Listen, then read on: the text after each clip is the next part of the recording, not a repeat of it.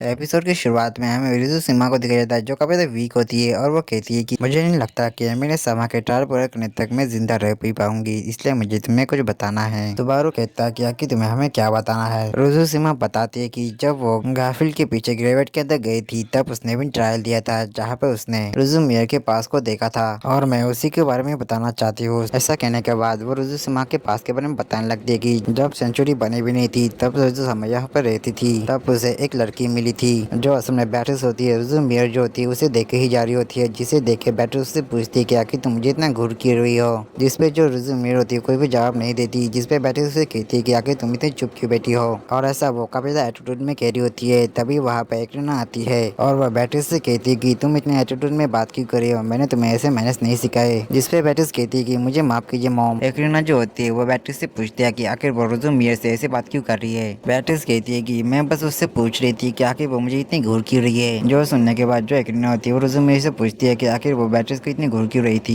रिजु मियर जो होती है पहले वो माफी मांगती है, फिर वो बताती है कि उसने बस बैटरिस को उदास देखा इसलिए वो बस यहाँ पे चली आई। ये सुनने के बाद एक्रिना जो होती है वो बैटरिस से कहती है कि सुना उसने क्या कहा, जिसपे जो बैटरिस होती है तो ऐसी उदास हो जाती है। फिर एक्रिना जो होती है वो बैटरिस को कहती है कि भले ही तुम एक स्पिरिट हो पर तुम किसी के साथ भी ऐसा नहीं कर सकती। ऐसा कहने के बाद जो एक्रिना होती है वो रिजु मियर से माफी मांगती है बैटरिस की तरफ से। उसकी वजह एक्रिना होती है वो रिजु मियर को बैटरिस से इंट्रोड्यूस करवाती है और वो कहती है कि इसका नाम बैटरिस है और ये मेरी बेटी जैसी है। बैटरिस तभी कहती है कि अब मैं आपकी बेटी जैसी नहीं हूँ, मैं आपकी बेटी ही हूँ। एक्रिना आगे कहती है कि अब से ये हमारे साथ ही रहेगी, इसलिए तुम इससे अच्छे से ख्याल रखना। रिजु ये कहती है कि आप मुझ पर भरोसा कर सकते हैं एक्रिना सामा। पर तभी बैटरिस कहती है कि मुझे किसी की जरूरत नहीं है, मैं अकेली रह लूंगी। और यहाँ पर हमारा सीन शिफ्ट हो गया, मैं दिखाया जाता है रिजु मियर को जो कुछ कपड़े लेकर जा रही होती है। पर तभी उसे बैटरिस मिलती है जो उससे कहती है कि वो यहाँ पर बस ऐसे खड़ी की है, क्या उसे कोई काम नहीं है। जो बात सुनने के बाद रिजु मियर होती है उसे चली जाती है। पर फिर हमें देखने को मिलता है कि जो बैटरिस होती है वो उसका पीछा कर रही होती है। तभी जो रिजु मियर होती है वो रुकती है और उसे कुछ कहने वाली होती है, पर उससे पहले बैटरिस कहती है कि कुछ भी नहीं, मैं बस ऐसे ही टाइम वेस्ट कर रही हूँ। ये सुनने के बाद जो बैटरिस होती है फिर से चलने लगती है, पर थोड़ा आगे जाने के बाद जो रिजु मियर होती है वो फिर से रुक जाती है और वो बैटरिस से कहती है कि बैटरिस समा अगर आपको कुछ प्रॉब्लम ना हो तो क्या आप मेरी कपड़ों को ट्राई करने में मदद कर सकती है। जिस पर जो बैटरिस होती है वो एटीट्यूड से कहती है कि लगता है तुम ये काम अकेले नहीं कर पाओगे, इसलिए मुझे तुम्हारी मदद करनी ही होगी। जो बात सुनकर रिजु मियर हैरान होती है। तभी बैटरिस कहती है कि चलो अभी मैं ये बात इससे नहीं कहूंगी। ऐसा कहकर वो चलने लगते हैं। तभी बैटरिस कहती है कि क्या आप मेरे इस बकेट को पकड़ने भी मदद करेंगे। बैटरिस जो होती है वो उसकी मदद करती है और फिर हमें अगली सीन में दिखाया जाता है कि वो दोनों कपड़ों को ट्राई कर रहे होते हैं और फिर हमें देखने को मिलता है कि ऐसे ही वो दोनों साथ में बहुत टाइम बिताने लग गए। और फिर हमें अगले सीन में दिखाया जाता है कि जो रिजु मियर होते हैं वो कपड़े लेकर जा रहे होते हैं कि तभी उससे कोई कहता है कि मुझे लगता है कि एक्रिना सामा यहाँ पे है, क्या तुमने उसे देखा है। रिजु मियर जो होती है जैसे उसे देखती है तो उसे मास्टर सामा कहती है। फिर हमें उस पर्सन को दिखाया जाता है जो बिल्कुल रोजवाल जैसा दिख रहा होता है। वो पर्सन कहता है कि तुम मुझे अपने फैमिली नेम से मत बुलाओ, तुम चाहो तो मुझे रोजवाल कह सकती हो। जो बात सुन के प्रेजेंट में सुबारू कहता है कि रुको, रोजवाल जो है उस टाइम पे कैसे हो सकता है। तभी रैम उसे बताते हैं कि जिस रोजवाल के बारे में रिजु सिम्हा बता रही है वो रोजवाल और अभी का रोजवाल दोनों ही अलग अलग है। तभी गाफिल कहता है कि मुझे इससे फर्क नहीं पड़ता, वैसे भी विच ऑफ ग्रीड के बारे में मुझे कुछ भी जानने में कोई भी इंटरेस्ट नहीं है। जो बात सुन के सुबारू गाफिल से कहता है कि क्या तुम ट्रायल में एक्रिना से नहीं मिले थे, जिसपे गाफिल साहब मना कर देता है। तभी जो रैम होती है वो सुबारू से पूछती है कि क्या वो विच ऑफ ग्रीड एक्रिना से मिला है, जिसपे सुबारू हाँ कहता है। तभी रिजु सिम्हा कहती है कि विच ऑफ ग्रीड को समझना काफी पेचीदा है और अब मैं तुम लोगों को सेंचुरी को बनाने की असली वजह बताने वाली हूँ। पर रिजु सिम्हा कुछ कहती उससे पहले हमारा सीन शिफ्ट होकर एमिले को दिखाया जाता है, जिसके साथ ही एमिले का पास जो है वो कंटिन्यू होता है, जहाँ पे जो जूस होता है वो गुस्से से रेगुलर से कहता है आखिर वो यहाँ पे क्या कर रहा है। जितना मुझे पता है कि इस जंगल के साथ मेरे अलावा किसी और का लेना देना नहीं है, तो फिर बताओ तुम यहाँ पे क्यों आए। पर तभी रेगुलर के पीछे से कोई कहता है कि मैंने उसे यहाँ पे आने के लिए कहा था। फिर हमें उस पर्सन को दिखाया जाता है जो एक लड़की होती है जिसका नाम पेंडोरा होता है। तभी जो पेंडोरा होती है वो जूस को कहती है कि क्या बात है बैटल गैस रोमनी कॉन्टी, और इसके ये बात से हमें पता चलता है कि जो जूस है उसका असली नाम बैटल गैस रोमनी कॉन्टी है, पर हम उसे जूस ही कहेंगे। तभी जो जूस होता है वो रेगुलर से कहता है कि आखिर वो यहाँ पे क्यों है, वो आके यहाँ पे क्यों आई है। रेगुलर कहता है कि तुम हर चीज के लिए मुझे ब्लेम नहीं कर सकते, वो अपनी मर्जी से यहाँ पे आई है। पर तभी जो पेंडोरा होती है वो रेगुलर को शांत करवाती है। तभी पेंडोरा कहती है कि अब मुझे वो की और सील दोनों ही मुझे दे दो, जिससे मैं विचल की पुरानी इच्छा पूरी कर सकूं। पर तभी जो फॉर्चूना होती है वो काफी गुस्से में आती है और अपने क्रिस्टल को सम्मान करती है और वो पेंडोरा के ऊपर अटैक कर देती है और वह क्रिस्टल पेंडोरा को लग भी जाते हैं। पर जो फॉर्चूना होती है यहाँ पर नहीं रुकती, वो एक बड़ा सा क्रिस्टल भी सम्मान करती है और वो उनके ऊपर अटैक कर देती है। वही पर फॉर्चूना को लगता है कि उसने उन लोगों को हरा दिया। पर तभी हमें पता चलता है कि उन दोनों को एक खरोच भी नहीं आई होती है। तभी जो जूस होता है वो फॉर्चूना को एमिलिया को यहाँ से लेकर जाने के लिए कहता है और वो उसे बताता है कि मैं बिना किसी प्लान के यहाँ पे नहीं रुका, इसलिए तुम एमिलिया को लेकर यहाँ से चले जा। तभी फॉर्चूना जो होती है वो एमिलिया को लेती है और जाने से पहले उससे कहती है कि वो उसे बचाने यहाँ पे जरूर आएगी, ये उसका एक वादा रहा। ऐसा कह के वहाँ से चली जाती है और वहीं पर रेगुलस कहता है कि तुम्हारी हिम्मत की दात नहीं पड़ेगी, पर उन्हें यहाँ से जाने की इजाजत किसने दी। तभी जूस उनसे कहता है कि मुझे उन लोगों को बचाने के भले ही मुझे अपनी जान दाव पे क्यों नहीं लगाने पे मैं लगाऊंगा। ऐसा कह के वो अपने पास से एक बॉक्स निकालता है और उस बॉक्स को देखकर रेगुलर जो होता है काफी हैरान होता है। तभी जूस कहता है कि भले मेरे पास इसका नॉलेज नहीं है, पर फिर भी मैंने इसे अपने पास रखा क्योंकि मुझे इसे अपने पास रखने के लिए कहा गया था।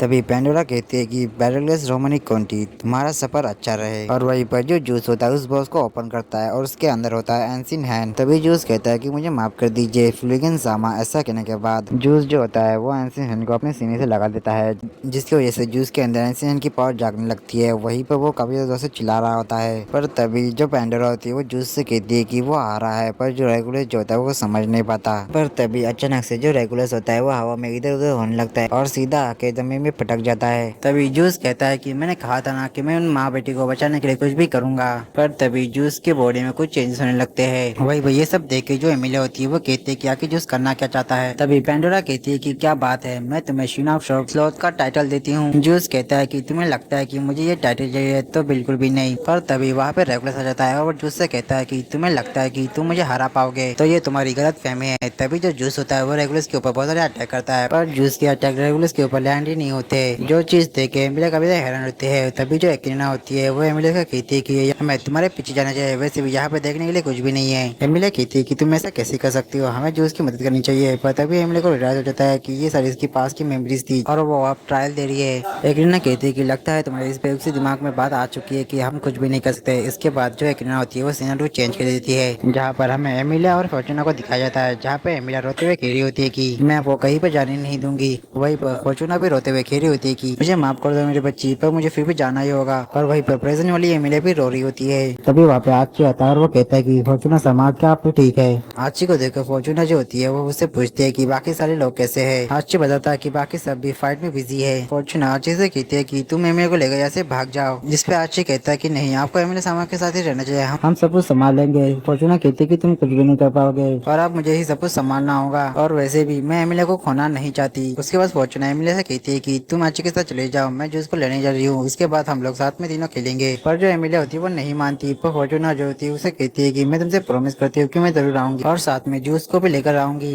और वहीं पर ये सारी चीजें देख के जो रियल एमिलिया होती है वो भी रो रही होती है। और इन्हीं सारी कारणों की वजह से जो एमिलिया होती है वो कभी भी ट्रायल पास नहीं कर पाई थी। उसके बाद हमें आर्ची को दिखाया जाता है जो एमिलिया को लेकर जा रही होती है। तभी एमिलिया कहती है कि ये सब मेरे वजह से हुआ है। आर्ची कहता है कि नहीं, इसमें आपकी कोई भी गलती नहीं है। पर तभी अचानक से एक टेंटिकल आता है और वो आर्ची के पैर पर डंक मार देता है। आर्ची जिसकी वजह से गिर जाता है। आर्ची देखता है कि ये असल में ब्लैक सर्पेंट का काम होता है और वो देखता है कि उसके पैर में पॉइजन फैल रहा होता है। आर्ची तुरंत ही अपने पैर को काट देता है और उसे जमा देता है, पर फिर भी वो पॉइजन नहीं रुक रहा होता है। और आर्ची जो होता है वो समझ जाता है कि वो बचने नहीं वाला। तभी वो एमिलिया से कहता है कि एमिलिया क्या तुम्हें वो व्हाइट फ्लावर दिख रहे हैं। एमिलिया कहती है कि हाँ मुझे वो दिख रहे हैं। आर्ची कहता है कि तुम्हें उन्हें फॉलो करते हुए जाना है। एमिलिया कहती है कि मैं अकेले कैसे जा सकती हूँ, वो भी आपको यहाँ पे छोड़ के। आर्ची कहता है कि तुम चिंता मत करो, मैं तुम्हारे पीछे आ रहा हूँ, तुम बस आगे बढ़ती जाओ। आर्ची की बात सुनकर एमिलिया जो होती है वो मान जाती है और उस तरफ चली जाती है। और वही दूसरी तरफ और वहीं पर हमें देखने को मिलता है कि जो आर्ची होता है वो पॉइजन की वजह से मारा जाता है। और तभी हमारा सीन शिफ्ट होकर हमें दिखाया जाता है जूस को, जिसकी हालत काफी ज्यादा खराब हो चुकी होती है। तभी जो रेगुलस होता है वो जूस का एक हार्ट काट देता है और उससे कहता है कि तुम काफी टाइम से मुझे इग्नोर कर रहे थे, तो इसकी सजा तुम्हें जरूर मिलेगी। ऐसा करने के बाद वो जूस को काफी ज्यादा बुरा भला कहने लगता है। वहीं पर जो पेंडोरा होती है वो रेगुलस को जूस को बुरा भला कहने से मना कर रही होती है। पर जो रेगुलस होता है वो पेंडोरा को इग्नोर करते हुए जूस के पास जाता है और उसके सिर पे पैर रख देता है। पर तभी वहाँ पे फॉर्चूना आती है और वो रेगुलस के ऊपर अटैक करके उसे दूर फेंक देती है। तभी फॉर्चूना जूस से कहती है कि क्या तुम ठीक हो। जूस कहता है कि वो छोड़ो, एमिलिया सामा ठीक है क्या। पर तभी हमें देखने को मिलता है कि जो रेगुलस होता है काफी तो गुस्से में आता है और वो कहता है कि तुम दोनों कीड़े मुझे फिर से इग्नोर कर रहे हो, मैं तुम्हें जान से मार दूंगा।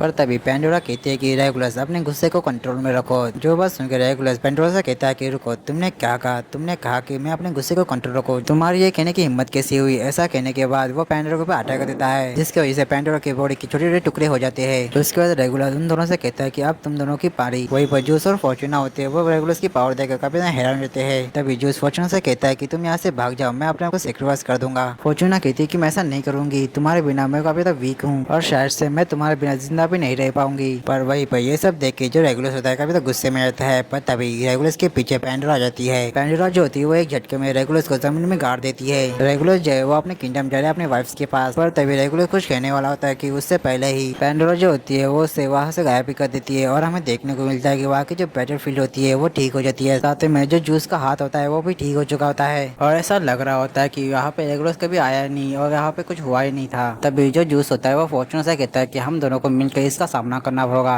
ये बात सुनने के बाद जो फॉर्चूना होती है वो अपने क्रिस्टल से उस पर अटैक करने लगती है। वहीं पर जो जूस होता है वो अपने हैंड्स इन हैंड का यूज करता है उस पर अटैक करने के लिए। वहीं पर जो पैंडोरा होती है वो ये सब देखने के बाद कहती है कि कितना अच्छा नजारा है। और यही पर शीन शिफ्ट होकर हमें एमिना को दिखाया जाता है जहाँ पे वो भागे जा रही होती है। तभी वो रुक जाती है और वो कहते हैं कि उसे सील चाहिए थी, अगर मैं उसे सील दे दूंगी तो वो सबको छोड़ देगी। पर तभी एमिना नोटिस करती है कि वो रास्ता भटक चुकी होती है और वो समझ नहीं पा रही थी कि अब उसे क्या करना चाहिए। तभी वहाँ पे वो स्पिरिट आ जाती है। एमिला उनसे कहती है कि क्या मुझे तुम रास्ता दिखा सकती हो। वो स्पिरिट जो होती है वो एक तरफ जाने लगती है। एमिलिया जो होती है उनका पीछा करती है और उसके साथ ही जो एमिलिया होती है वो सील के पास पहुंच जाती है जहाँ पे उसे पैंडोरा दिखती है जो उसका इंतजार कर रही होती है। वो कहती है कि फाइनली तुम यहाँ पे आ गई, मैं तुम्हारा ही इंतजार कर रही थी। और उसके कहने के साथ ही एपिसोड खत्म होता है। तो मिलता है इसके नेक्स्ट एपिसोड के साथ, तब तक के लिए आप सभी को सायोनारा।